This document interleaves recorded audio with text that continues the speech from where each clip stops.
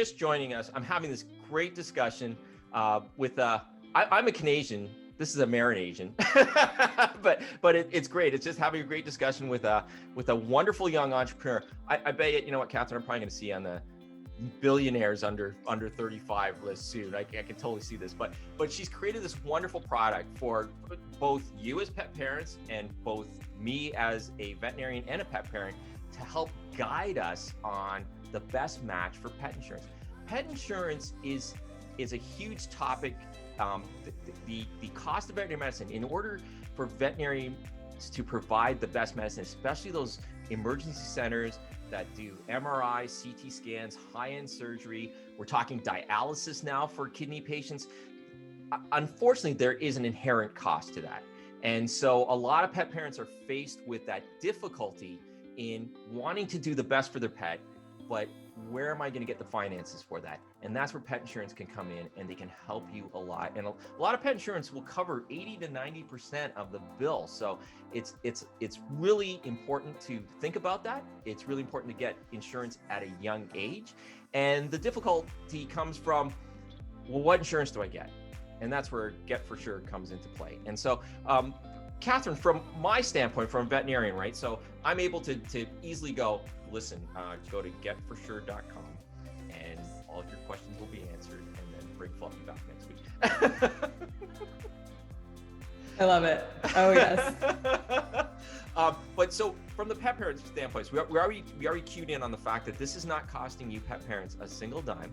And in the end, you're going to get a better relationship with your pet, with your veterinarian. But from the vet side, is it like it's something that I just have to recommend, right? I don't have to sign up for anything, or there's no so-called relationship. We just recommend the service to our clients, right?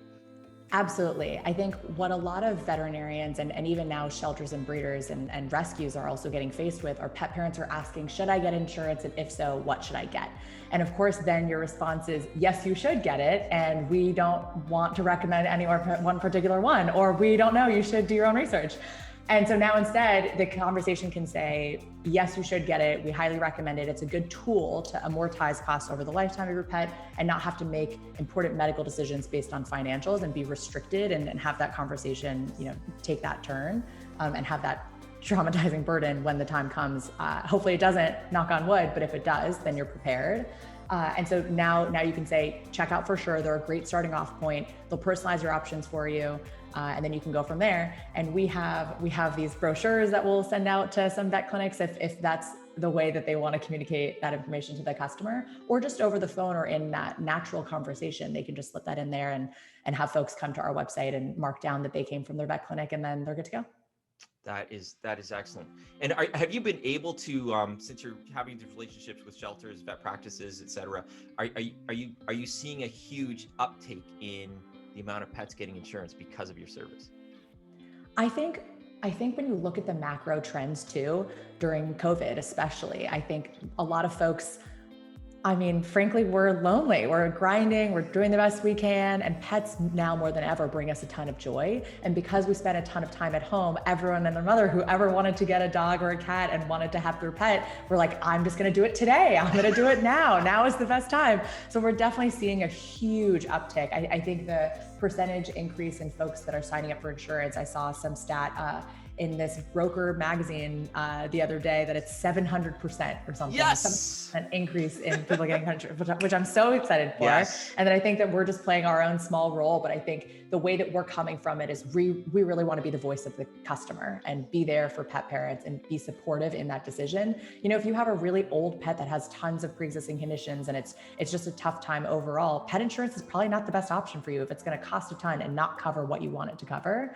And so I think we are the ones that are able to have an honest and forthcoming conversation with the pet owners and really do what's right by them. And I think that that's ultimately at the end of the day what builds trust.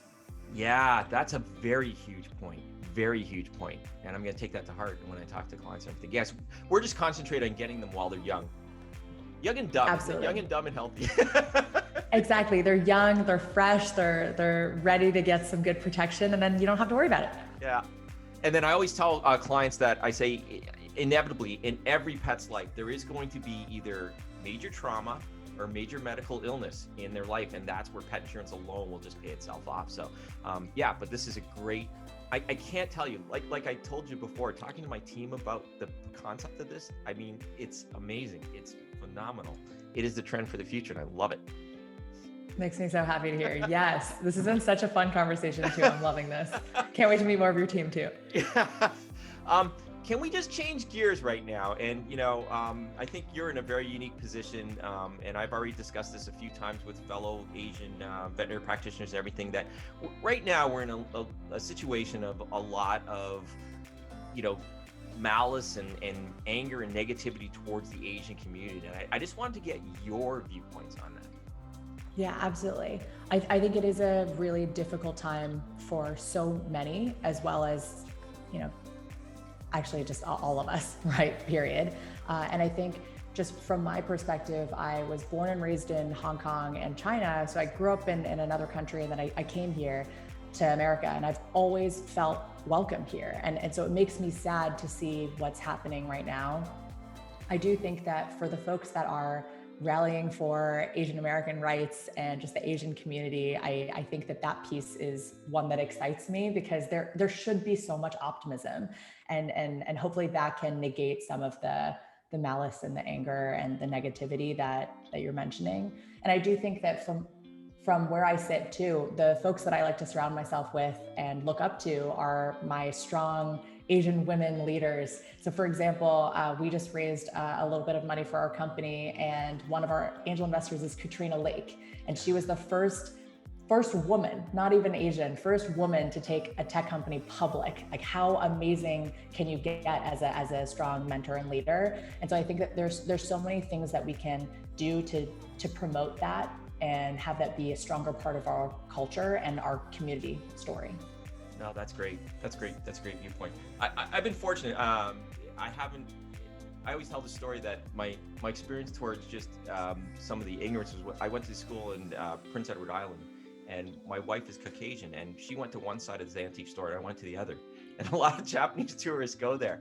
And the guy came up to me and he literally said, "Hi, can I help you?" And I turned to him, I go, "No, man, I'm just looking." And the look of surprise on his face was amazing. So that's the sort of exposure I've been to. And I don't know if it's because I speak so fluent, and everything like that. And on the phone, you can't tell what a race is, right? And so I've just been fortunate that way. But I hear, my mom was interned in World War II back in Canada, in one of the internment camps. So I understand that whole concept.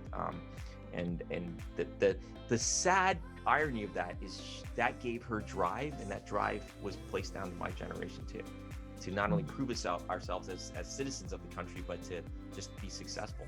And I think that, I'm grateful for that.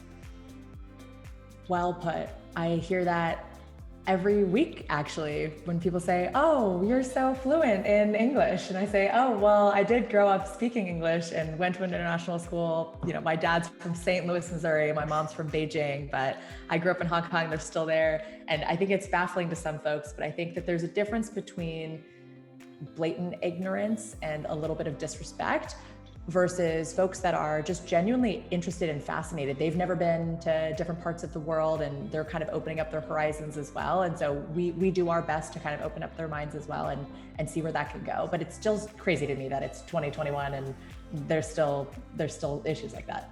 Yeah, no, I get it. I totally get it. But everything's changing and changing for the good. So that's awesome. Hey, absolutely. Speaking of a lot Hong to look Kong, forward to. Awesome. And speaking of Hong Kong, I do know someone who has a referral center there, and I didn't know if the trends towards pet insurance are the same there. Okay, I'll connect you. So I think what's really cool about what's happening in Hong Kong as well as China, I don't always put them two and two together because that's a very loaded issue, but I do think that there's a lot of folks that are getting pets, and it's a similar trend. I don't know that they view their pets quite the same as, this is my son, this is my daughter, this is how I'm raising my kid, that's my fur baby.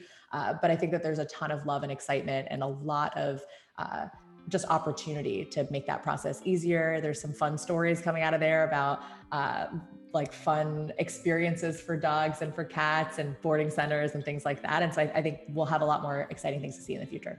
Well, I think the trend is like for pet care is high because like my friend owns a specialty center there.